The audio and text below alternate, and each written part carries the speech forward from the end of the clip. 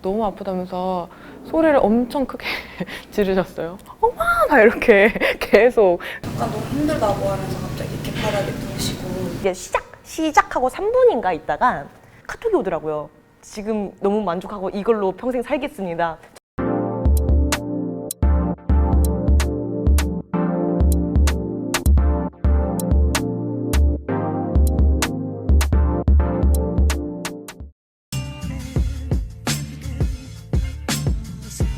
여기?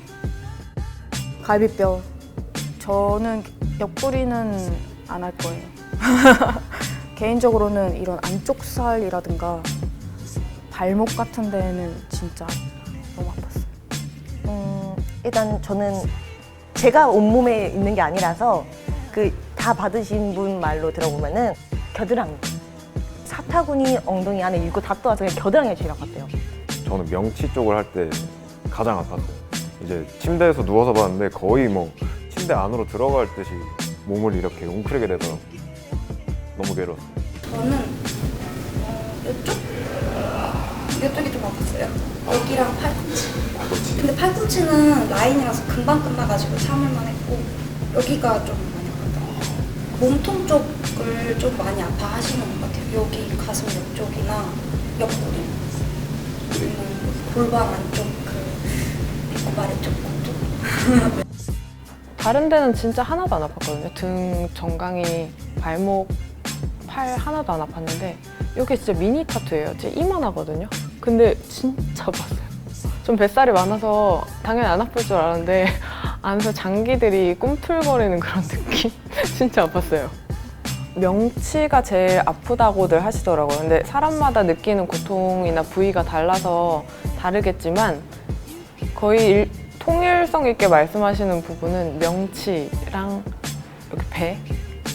전 발목이 제일 아팠어요. 옆구리랑 여기 가슴이랑 발목.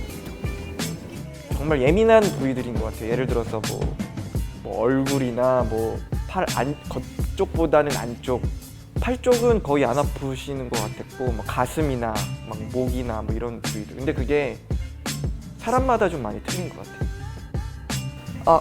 거기요. 그 엉덩이 근처. 그 허리춤에서 엉덩이 골 그 근처? 많이 커요, 개인차가.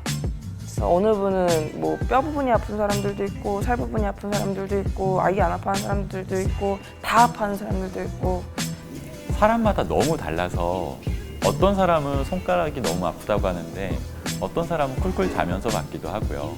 전신에 타투를 해줬는데도 아무렇지도 않던 분이 여기 가슴 가운데 라인 있죠. 거기에 이렇게 쓰면서 지나가는데 거기만 유독 너무 아파서 비명을 지르시는 경우도 있고요.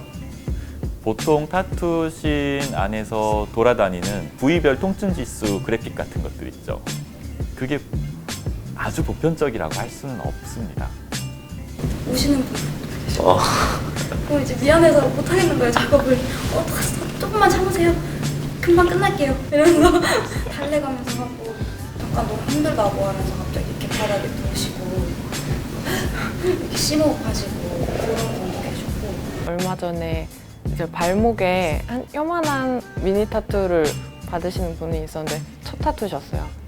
너무 아프다면서 소리를 엄청 크게 지르셨어요. 엄마! 막 이렇게 계속. 그래서 제가 저는 그 상황이 재밌는 거예요. 저는 놀렸어요. 엄청 놀렸어요. 그냥 너무 아파하시거나 그러시면 오히려 저는 더 장난을 치는 것 같아요.